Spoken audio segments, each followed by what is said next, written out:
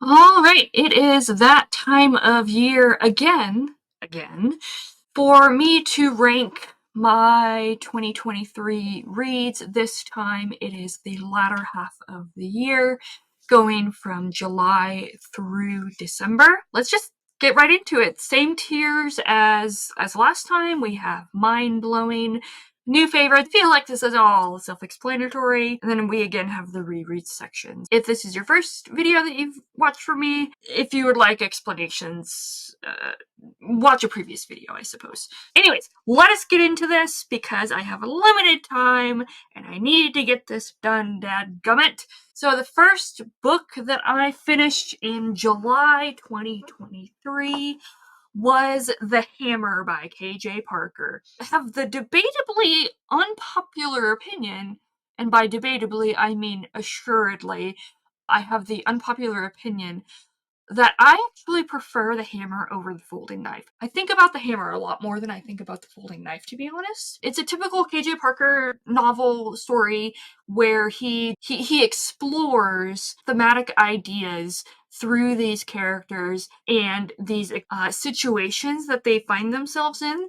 In this case, with the hammer, we have this primary character in, oh my god, I'm blanking on his name, Giannis, I think his name is. We have this character who lives on a hill away. He and his family are relatively secluded from the rest of the townsfolk by choice. They think they are better than everyone else. They are very self-sufficient. Essentially, there's like factory building, question mark, which is the kind of external thematic situation that's everyone is dealing with and exploring in this novel. With that said, The Hammer, I would definitely say, is a new favorite. The next book that I read was a reread. I reread Assassin's Apprentice. I'm gonna go into the Assassin's Apprentice, or Assassin's Apprentice, oh my god, it's Assassin's Quest, and I reread it. It's going in the reread tier. The next new book that I read was Sarah Tomei's latest publication, which is a collection of short stories called Sacraments for the Unfit. This collection was written in the midst of and in response to the COVID pandemic. A lot of the responses to the COVID pandemic in literature seem to be all doom and gloom, at least for my outward perception. I admit I have not read a lot of them, but Sacraments for the Unfit takes these stories, I would say, an almost kind of hope to it and a kind of reset of the self through the pandemic. She's looking at the silver lining of an incredibly horrible, horrifying situation on a global scale and looking at the individual possibilities. I absolutely adored it. So obviously it's gonna go to mind blowing because I love Sarah Tomei. Sarah Tomei is one of my favorite authors. The next book that I read, it is the first book in the Empire trilogy? Question mark. Raymond E. Feist and Janie Wirtz, Daughter of the Empire. I read this as part of the read along on Alan from the Library of Alexandria's Discord, and I actually really enjoyed, I would say, the majority of this book. There were some frustrations throughout with the writing and the actual telling of the story that I was able to not necessarily justify, but I was able to overlook because of other aspects of the story and that how compelling it was. However, with that said, at a certain point, literally at a particular chapter, toward the end of the book, probably about, I'd say, 2/3 to 3/4 of the way into the book, there is a shift in perspective where you get a completely different perspective for the entire chapter. Up until that point had not been the narrative set up and the expectation of the narrative set up until that point. So it was quite literally jarring to me, and it pulled me completely out of the story by that narrative choice and continuing on with the uses of language and perspective.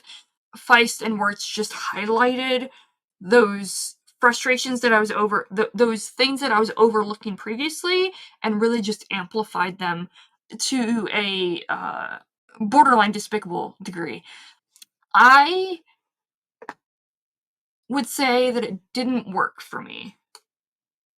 The next book that I read was another reread. I finished up the Books of Babel by Josiah Bancroft with The Fall of Babel, and I liked parts of it much better than the last time, but there were parts that I actually like even worse than the last time I read it, but still an overall enjoyable series, so I'm very appreciative that I read it. The next book that I read was The Dream Thief's Daughter by Michael Moorcock. This is actually the first book in the third volume of the Elric novel bind-ups, and it was this Elric novel that I decided to start separating out my reviews and individualizing the Elric novels as I read them, because I thought The Dream Thief's Daughter was truly, truly incredible.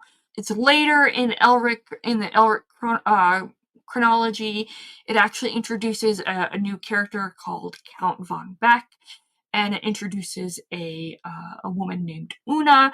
You get it solely from Count von Beck's perspective.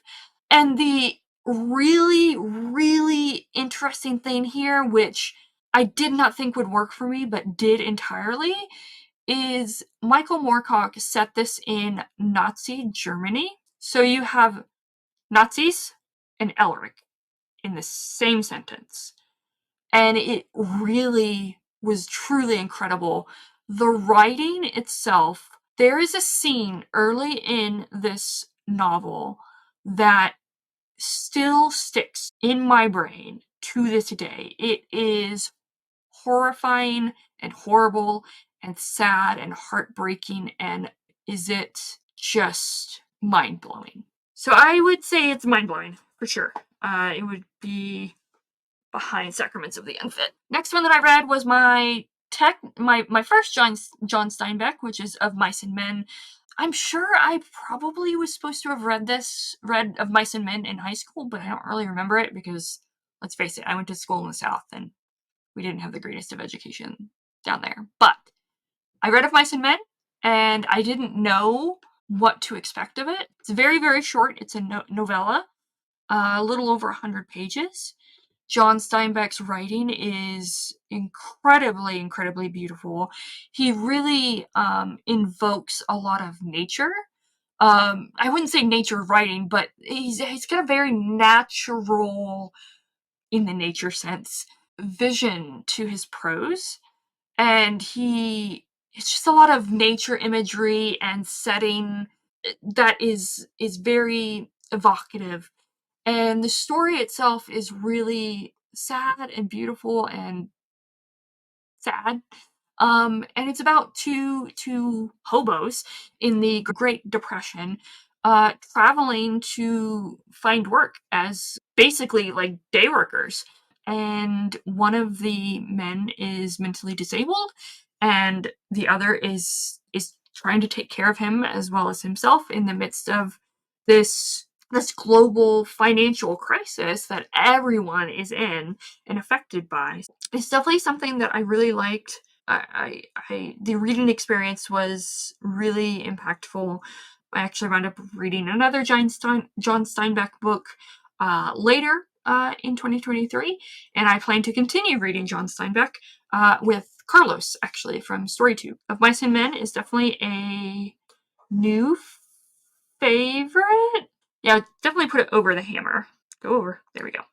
Next book that I read was a hot girl book, and that is Boy Parts by Eliza Clark. This is marketed as American Psycho, but if Patrick Bateman were a woman. I haven't read American Psycho, nor have I seen American Psycho.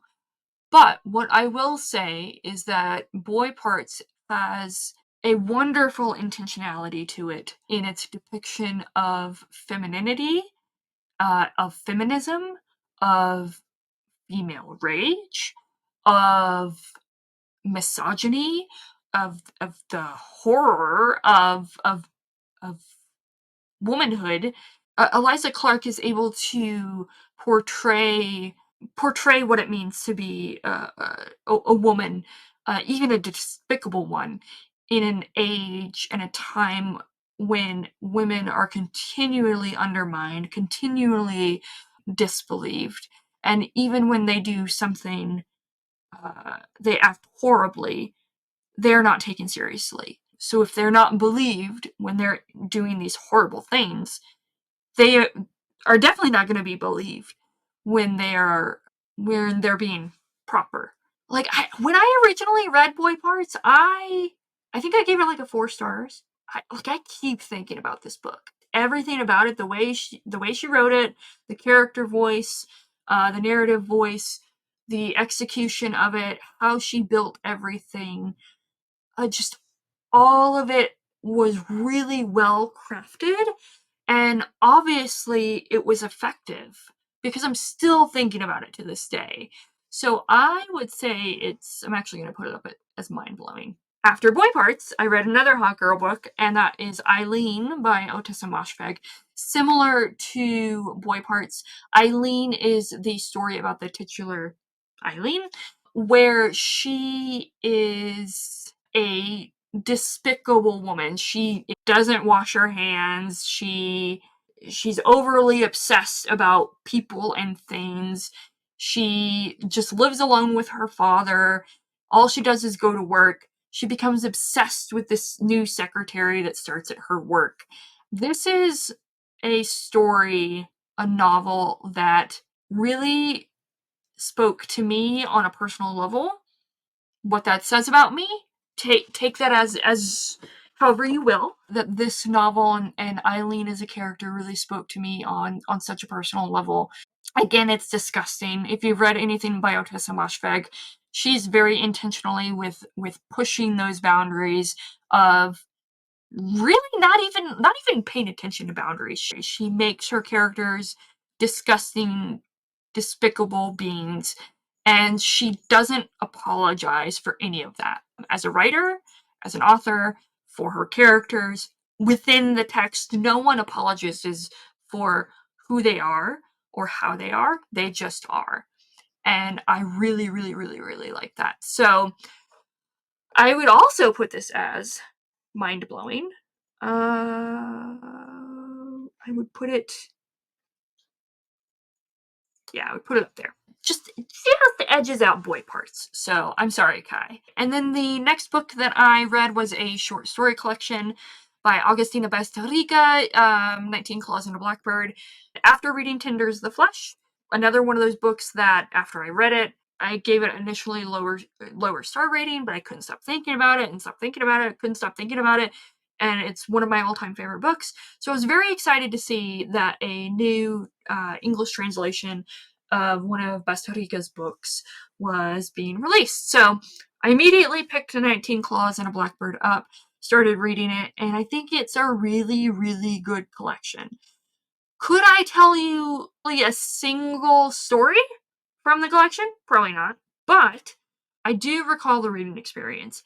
It's very much like Tinder is the Flesh in that it's very dark, evocative of visceral emotions and reactions. Definitely say it is a new. No. Doop, doop, doop. Where am I going? Where am I going? I'll put it at the top, very tip top. Glad I read it. And like it's edging that line between new favorite and glad I read it. Another short story collection that I read, 10 Planets by Yuri Herrera. This is the first set of fiction that I've actually read by Herrera. And I had previously read a nonfiction by Herrera called A Silent Fury, the El Bordo Mine Fires, I think it was. And it's very much a narrative nonfiction, and I really, really liked it. So much so that I was very compelled to check out his fiction works. I had planned to read his other backlist, but when I saw that 10 Planets was published, I was like, well, I guess I'm going to do that. It's another very, very short collection. It's a lot of flash fiction stories. This is very science fiction based stories. Yuri Herrera has this such a command on the stories that he's telling and the craft of the story. Again, they're flash fiction. He gives you just enough to really compel you to engage with each story and really kind of have that dialogue, which I really, really enjoy. That's what I love about reading, is having a dialogue with the text. I just really, really, really liked 10 Stories. It was incredible to read. I would definitely put it up there in mind-blowing, because it was just, again, the craft of it was incredible. I would put it right there. The next book that I read was The Green Mile by Stephen King. And I was told that I needed to read this Stephen King because I would probably like it. And surprise, surprise, I actually did. I really, really liked The Green Mile. Like, it was truly, truly emotionally gut-wrenching. And mind you, I had seen the film previously with Tom Hanks. So I vaguely remember everything that happened, but reading the stories of these death row inmates was really, really, really, really effective. Just because it's Stephen King, I don't think I can put it as a new favorite, so I would just put it at the very top of glad I read it. Oops, sorry, Kyle. The next book that I read was actually a reread, and that is Fool's Assassin by Robin Hobb. I realized as soon as I finished Assassin's Quest that I didn't need to go all the way through the entire Realm of the Elderlings.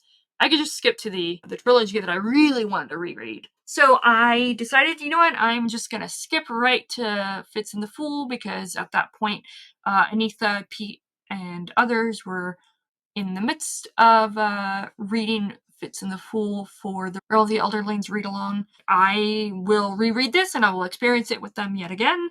And if I can remember, I will put links down below to the live shows that we did for Fool's Assassin, Fool's Quest, and Assassin's Fate. I reread Fool's Assassin.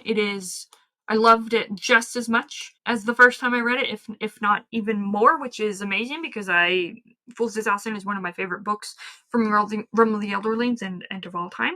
I don't think I did this last time, but I'm not going to rank the rereads against each other. So I'm just going to put them in order of when I read them. The next book that I read was Drinking from Graveyard Wells, a collection of short stories by Yvette Lisa Ndlovu. And this was really, really, really, really strong, a really strong collection. I think this is her only work that's been published. If not, someone can correct me in the comments. But this was, from the first page of the first story, you get her authorial voice so strongly. And it is an authorial voice that I will read anything and everything from. Everything is so... It's just a beautiful collection to read. And I would definitely put this as a new favorite, top of new favorite. The next book that I read was continuing the Dandelion Dynasty with The Veiled Throne by Ken Liu. I know that The Veiled Throne is the first half of the singular text that should have been The Veiled Throne and Speaking Bones, but it was split by the publisher because it was way too long.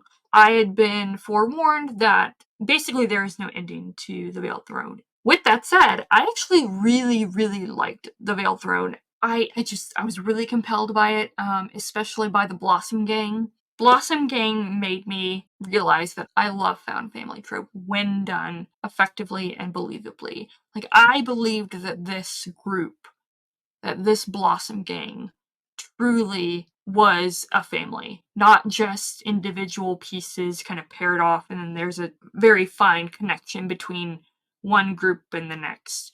They're all interconnected to each other, and they felt like a family, and they acted like a family. And there are these competitions that they take part in, and it's just so...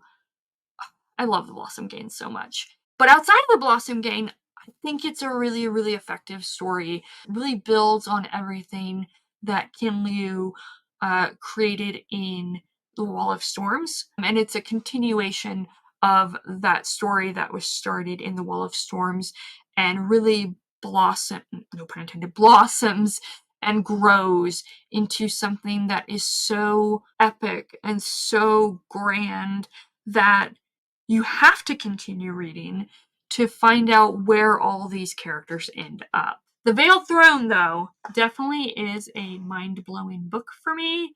I would say it's here. Next book I read, I started my journey into Glenn Cook's The Black Company. And boy, do I love Glenn Cook. Holy crap.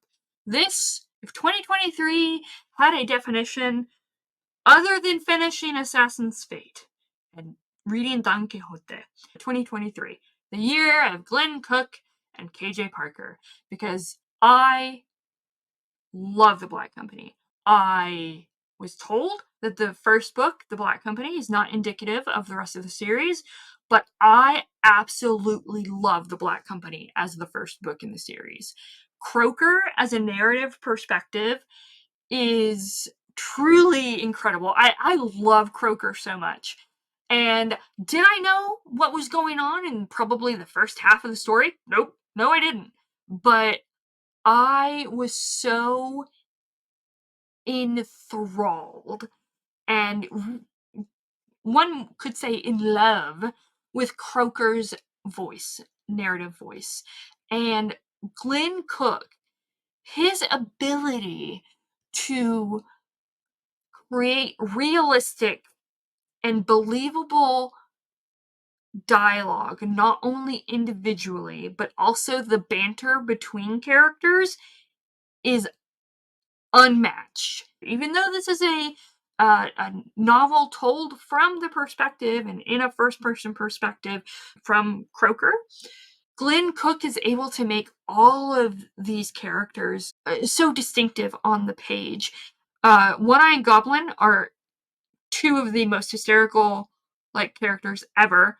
I love their banter. What I also really like about Glenn Cook's writing in The Black Company and the series as a whole up to this point that I've read is that he is able to create a military fantasy with military aspects that are incredibly realistic. Even though it's in a fantasy world, these military soldiers and figures are incredibly believable as soldiers, as being in the military. The jargon that he uses is very militaristic. It reminds me so much of growing up and being associated with the military. Just reading The Black Company just brought me back to that. There was just a lot of nostalgia associated with reading this military fantasy with how I grew up, and that was just an added bonus of the reading experience with The Black Company. So I definitely say that The Black Company is mind-blowing. I love The Black Company so much. I would actually put it above Sacraments of the Unfit. I don't even think I can put it into words how much I love The Black Company. On the flip side, I read another Stephen King, and it was Rita Hayworth and The Shawshank Redemption. I've never seen Shawshank Redemption, the film, nor will I probably ever. So I am going to put it that it is, yeah, it's an abomination. Fight me on that, I don't care. The next book that I finished was The Frangipani Hotel. This is a collection of stories by Violet Coopersmith, and I really liked it. It was really good. Again, another author with a very distinct authorial voice, and her ability to not overstay her welcome with these stories is, I hope, indicative of her abilities to write lengthier novels. I feel like generally, if an author is successful in writing short fiction, they generally can be successful in writing longer fiction. Case in point, Ken Liu. It's really, from what I've seen, it's really difficult for long form fiction writers to be really good, effective short fiction writers. Back to the Friends from Honey in a Hotel, though. Violet Cooper Smith, this is a collection that is literary, but borderlines on horror, I would say. So I'd say it's definitely a new favorite.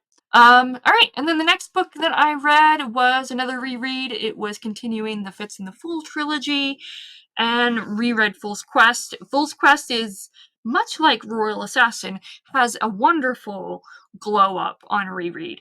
It was one that I knew that I would probably appreciate once I finished the entire series. I can't wait to reread Fitz and the Fool yet again already. The next book that I read was How Long Till Black Future Month by N.K. Jemisin. It's N.K. Jemisin. It's incredible. Every single story is so hard-hitting and effective and intentional, and it's just so good. There's a story in there that's basically a precursor to The City We Became, and it makes me so much more excited for The City We Became. The City We Became is very divisive, apparently. Some people love it, some people hate it. There's no in between. But after reading the story in How Long Till Black Future Month, I'm so excited to read The City We Became. So, How Long Till Black Future Month? Definitely mind-blowing. It's freaking N.K. Jemisin. So, I would put it here. I would actually move Boy Parts up. And I finally finished out the Dandelion Dynasty. I read Speaking Bones. I think Kyle and Jake had some sort of bet going on whether I would like The Veiled Throne or Speaking Bones more. Speaking Bones was an incredible ending, incredibly beautiful ending to this true epic of the Dandelion Dynasty. Really can't say anything more. It's the last book in a huge series, page numbers wise at least. I think it's really, really, really, really well done overall series, and Ken Liu is great as expected. So I will put it. I'll put it here. Actually, no, I'll put it here. It's another borderline one. Anyways, Shadows Linger. Shadows Linger takes a different narrative approach. Glenn Cook introduces another perspective. It's not just Croker. There's a major horror line through, and I just loved it. Again, Glenn Cook. Oh my! I didn't expect to have loving Glenn Cook on my bingo card, but here we are. Shadows Linger was definitely. Can I put them all at mind blowing? It feels like cheating. What do I do? Okay. I'm gonna put it here. That feels wrong, but it also feels right. I feel like Glenn Cook should have his own tier at this point. The next book that I read was actually an anthology. It's Never Whistle at Night. It's gosh, I always flip the words around. An indigenous dark fiction anthology, or a dark fiction indigenous anthology. I can't remember the order of the words, but Never Whistle at Night anthology, meaning multiple authors contributing to this to this book of stories. For an anthology, this was incredible. Like, literally, there was just one story that I not only disliked, but I actively hated. It genuinely made me angry. But the rest of them were absolutely incredible. This anthology introduced me to so many new authors that I didn't know before, and made me so excited to read works from them. In particular, Morgan Talty and Richard Van Kemp, and there was another one by Kelly Jo Ford as well. I will actually put it above. I'll put it above Boy Parts. Hi, buddy. I know you're a good boy. You're such a good boy. You're the best boy. You're the best boy. Dang, I love you too. Alright, gotta move down for the doggy. Alright, you good? Next book that I read was a buddy read with Yolanda from StoryTube, and it was the collection Dangers of Smoking in Bed by Mariana Enriquez. Another one authorial voice that I absolutely adored. I loved it. It was a borderline hot girl book. She's another author that is unapologetic about her writing, her depictions, her characters, what her characters do, and it's really really refreshing to have those types of authors who don't try to justify their writing or their characters' choices. They really trust the reader to have that dialogue with the text and make their own conclusions about the narrative. I really appreciate that. So, Dangers of Smoking in Bed is definitely a new favorite. I would actually put it above. I'd actually put it here. And then I reread Assassin's Fate. So, first read Assassin's Fate earlier in 2023, and reread it again toward the end of 2023, and it was glorious. Love Fitz and the Fool so much.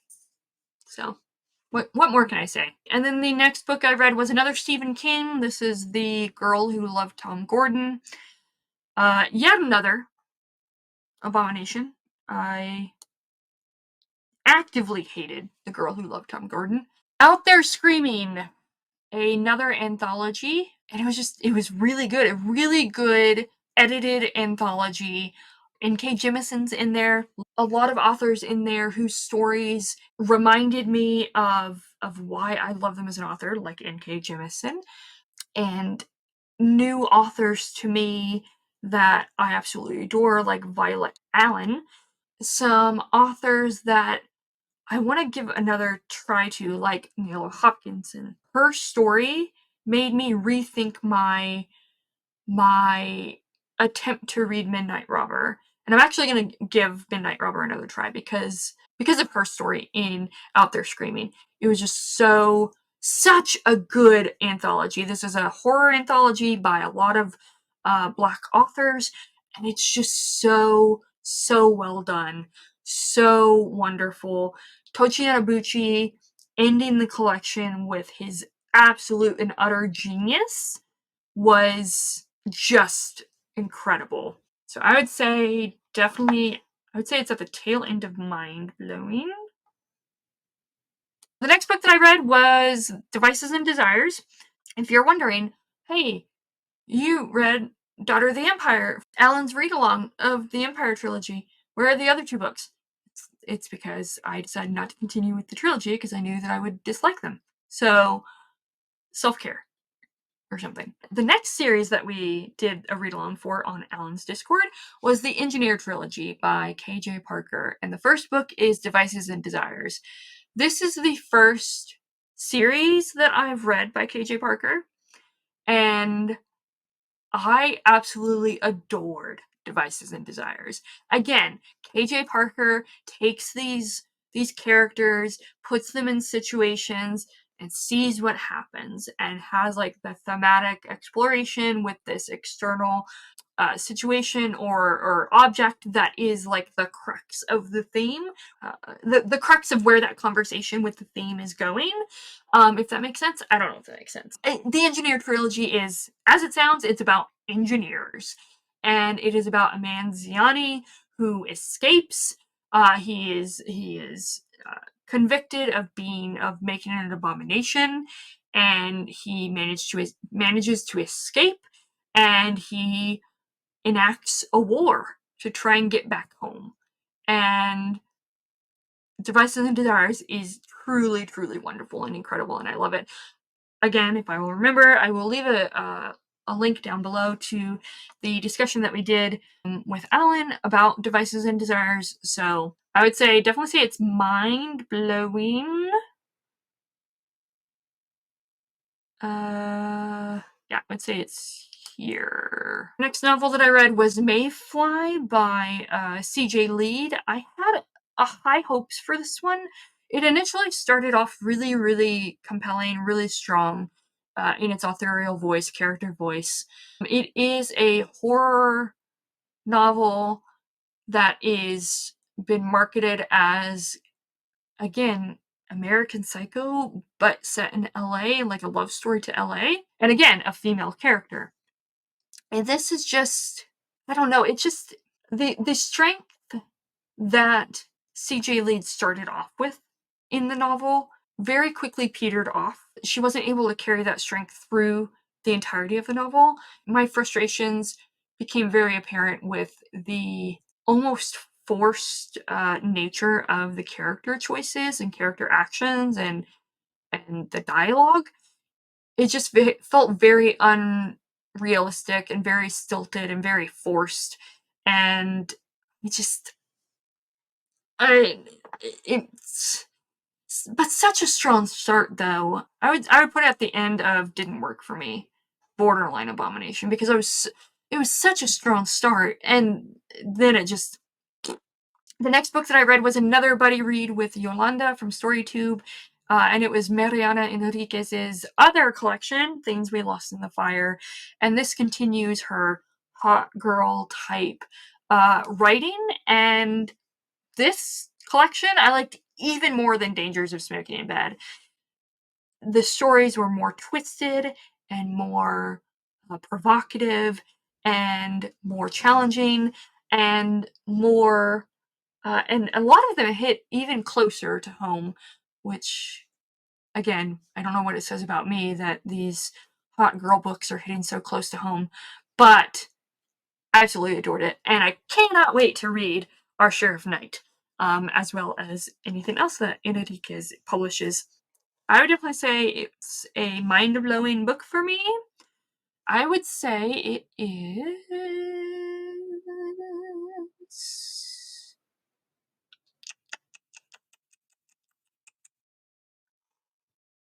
this is just how I feel right now, so I don't know, things might change. I would say, yeah, that sounds about right. Alright, I'd put it there. The next book that I read was my first GGK, Guy Gavroche, A Brightness Long Ago, and this was really, truly wonderful to read. I understand why Guy Gavroche gets such acclaim and praise for his writing. His writing is absolutely gorgeous. His storytelling is equally gorgeous. And there's just a almost soothing quality to the way he tells stories. You just are swept away by the story. And A Brightness Long Ago follows a retrospective narrative of a man who is thinking back on his life and uh, narrating some things that took place. So that's one part of it, and then there's another perspective where it's third person narrative. So there are technically two narrative structures going on: one first person and the other in third person, following other characters. It's a love story, and it's a really beautiful love story. A romance in the capital R sense of the word, in the romantic sense. It's just really beautiful, and I cannot wait to read more from Guy Gavroche. I'm so glad that this was my first Guy Gavroche novel that I read. So I would definitely say it is. I would say, yeah, it's right there. Yeah, I'd say it's right there. Now onto the decline of Michael Moorcock as a potentially all-time favorite author. Because I read The Skraeling Tree by Michael Moorcock. This is the second book in the third volume bind-up of the Elric novels. This continues on from The Dream Thief's Daughter, which I was very excited about because Dream Thief's Daughter was such an incredible book for me, and I loved it so much. The Skraeling Tree was really bad. Like, really, really bad. To the point that I almost decided to DNF the book and not finish the bind-up.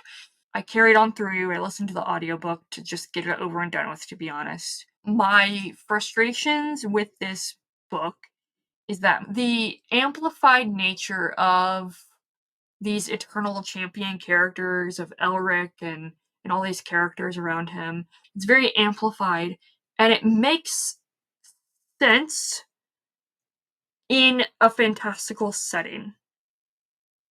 Purely in a fantastical setting. And from these perspectives of these eternal champions.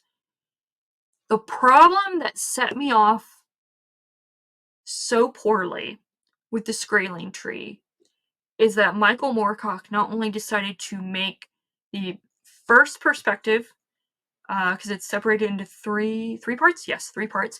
He made the first part from Una's perspective. So we're in Una's head. It's first person told from her point of view. Michael Moorcock cannot write women. Particularly cannot write women from a first person perspective.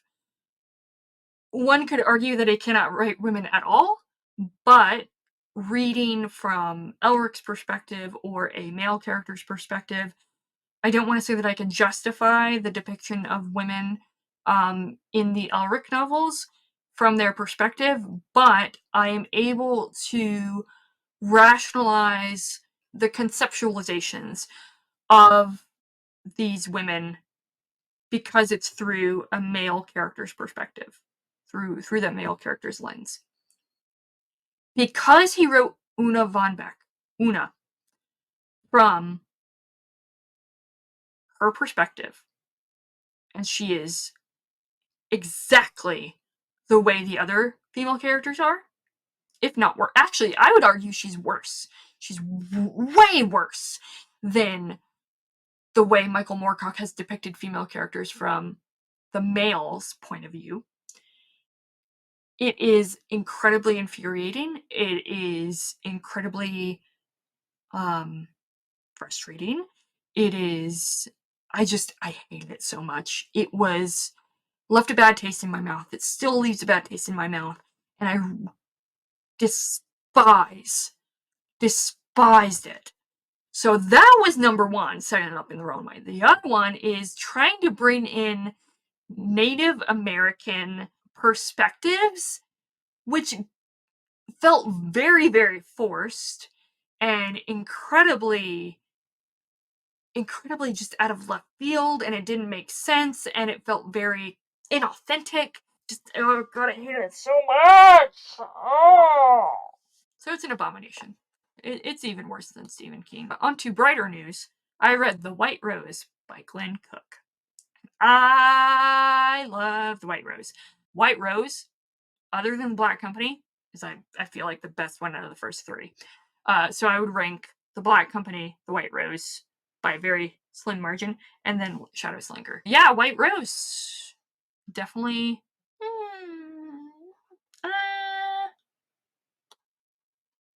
Alright, put it here. There you go. And then the next book that I read was another collection, Dreadful Young Ladies by Kelly Barnhill. And this was a really good collection of stories. If you've read Kelly Barnhill, if you've read A Girl Who Drank the Moon, or When Women Were Dragons, her stories feel very much like stories for adults that are borderline cozy. Really glad that I read it. I remember these stories a little bit more than I do 19 Clothes and Blackbird. That's why it goes above those items. Actually, put it in the wrong spot. The next book that I read was the second book of the Engineer trilogy, and that is Evil for Evil by KJ Parker. And I didn't think that KJ Parker would be able to do better than Devices and Desires. But then I read Evil for Evil, and I adored it. It was incredible. All the depictions of all the characters was really amplified, but it made sense with where they were going. His writing was really compelling, and it's like he never heard of this thing called middle book syndrome, because this is the best middle book one of the best middle books I've ever read. Definitely Evil for Evil goes up there. I would actually say, yeah. And then I forced myself to finish the 3rd volume of the Elric books with the White Wolf's Son. I'm just gonna go ahead and automatically put it at... Admittedly, I don't really remember much of anything that happened in here, but we don't get Unu's perspective in this book, which is great. So that's why Skraeling Tree goes at the very bottom. So the next book that I read was The Forest of Enchantments. Finally got to read another Chitra Banerjee Devakarini book. Anita. And this was truly incredible. I didn't think that I would love anything more than Palace of Illusions, written by Divakaruni, but then I read Forest of Enchantments. It is a retelling of the Ramayana from Sita's perspective. As someone who admittedly has little to no context for the Ramayana, I loved this novel. It was a what some might say a feminist retelling of the story, but it still seemed to stay so true to the source material.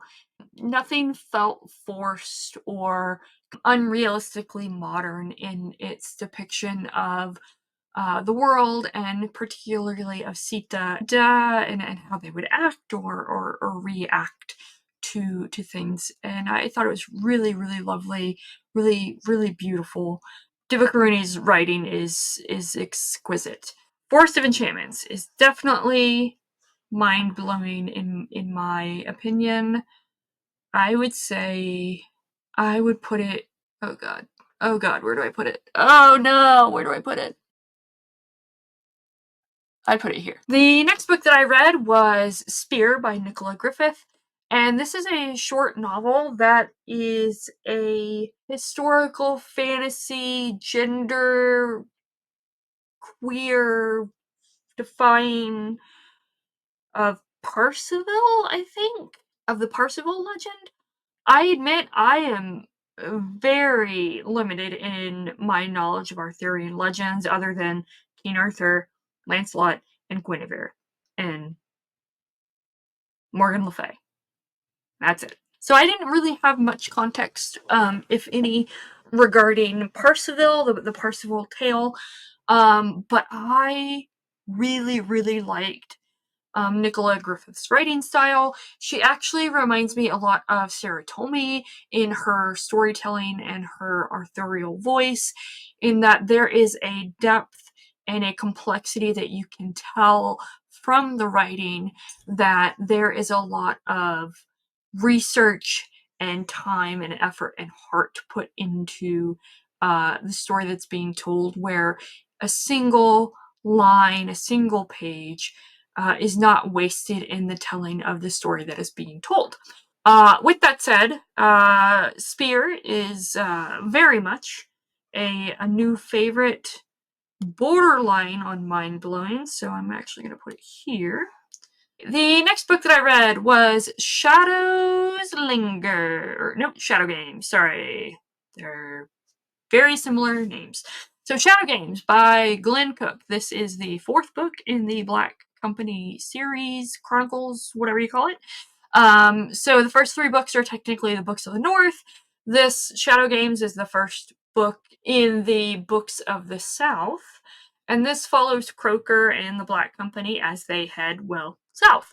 And I really can't say much without spoiling stuff from the previous three books. So I will just say that I continue to enjoy Glenn Cook's writing.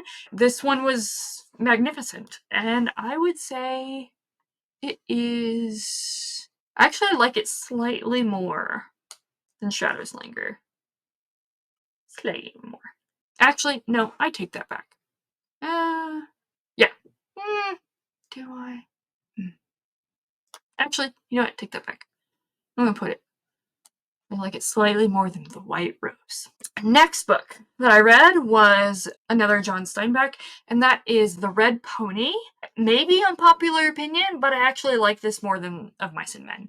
Not just because it's about a red pony. It speaks to my horse girl soul. But again, John Steinbeck really evokes a lot of imagery, natural imagery in the setting and through the characters. And this is a coming in of age story about a boy who gets a pony, and that is the catalyst of the story. This very, very short novel, borderline novella, is, one could argue that The Red Pony doesn't really have a satisfactory ending, but I think it is an ending that makes sense for what John Steinbeck is trying to say thematically. There is a line toward the end of the book by the main character's grandfather. He's talking about telling stories and why he tells the stories, and I'm paraphrasing here. Essentially, he doesn't tell the stories in order to tell the story. He's telling these stories in order to make people feel. I think that's John Steinbeck's intention, and that's his success. Through these stories, he's able to make you as the reader feel very deeply, not only for the characters, but for what's going on in these stories. I definitely love The Red Pony, as should be obvious, and I just love what John Steinbeck was saying throughout this short novel. I would say it is, yeah, I would put it there. And then I finished up the Engineer trilogy with The Escapement. Not much I can say about this. It's a KJ Parker book, finishing the Engineer trilogy. So The Escapement is something that it is a ending to a trilogy that, while not perfect, it is an ending that I expected from KJ Parker. And you can take that however way you want.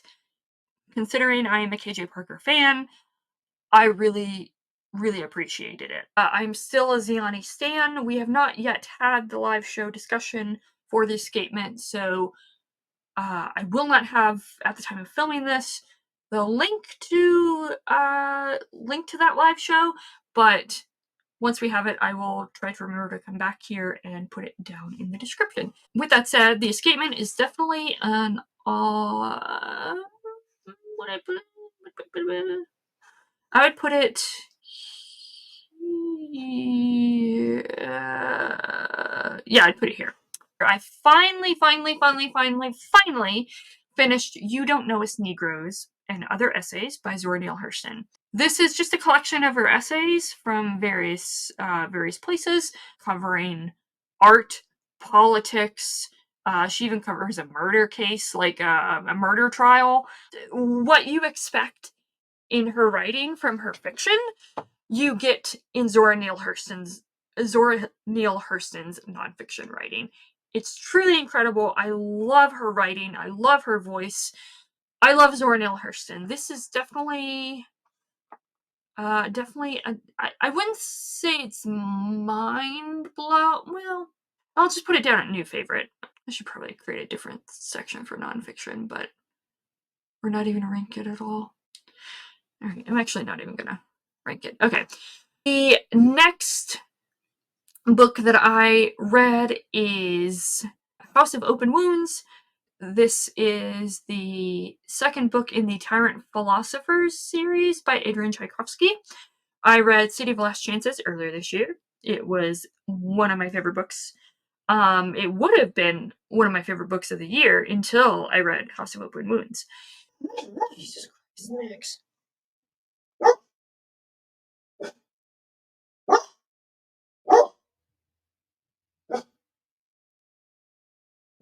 House of Open Wounds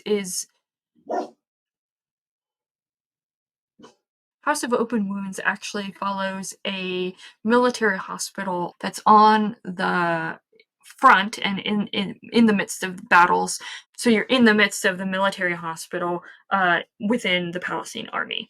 So you're getting the perspective of the antagonists from City of Last Chances, and they are fighting against the, oh gosh, starts with an L. I can't remember the name of the combating forces. This is like a found family unit in this military hospital. Adrian Tchaikovsky is able to depict war from the perspective of those caring for the injured, the dying, in such a way that's really, really effective, really emotional, really heart-wrenching, and really, it's just a really compelling novel. And he writes it in a similar way as City of Last Chances, where you get these shorter-ish chapters from each person's perspective throughout the military camp. You don't really get a grasp of where the story is going because it seems a little disjointed and aimless. But there is a story that culminates toward the end of this book, and Adrian Tchaikovsky does a really, really good job of fleshing out all these perspectives, making them so compelling and real and believable in the midst of this fantastical world. Some of them with fantastical powers. I really, really love Adrian Tchaikovsky, specifically his writing in City of Last Chances and in House of Open Wounds. His writing is truly beautiful in House of Open Wounds. The way that he depicts war and the effects of war on people is really, really, really well done. And of course, bugs have to be involved. I'd put House of Open Wounds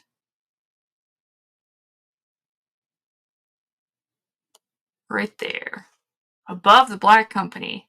I know. I think I'm gonna skip the nonfiction stuff. I think I'm gonna, even though it wasn't a reread. Can I change this to? All right, so yeah, Zora Neale Hurston is a nonfiction. I'm not gonna rate it. And then I also read God, A Human History by Riza Aslan. Really, really short, great short nonfiction about the history of spirituality and belief and faith and divinity in human history. A very broad view of that, and admittedly mostly Western perspective, particularly with the Abrahamic religions. He almost mirrors his theses and this book after his own spiritual journey, going from Christianity to Islam to Sufism. I thought it was still really, really compelling, really interesting.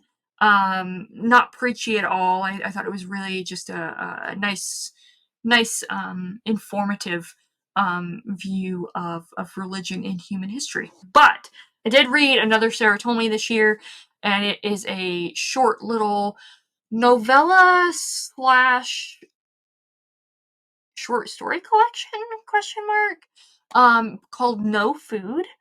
And all of these, there are 5 or 6 chapters throughout this very short novel. I think it's like 100, maybe 100 pages, 95 pages, something like that. And it's all related to this near future world where this person sets up a restaurant that people don't eat. Like, they place an order, but no food is made, because in this near future world, people are able to have total gastric bypasses.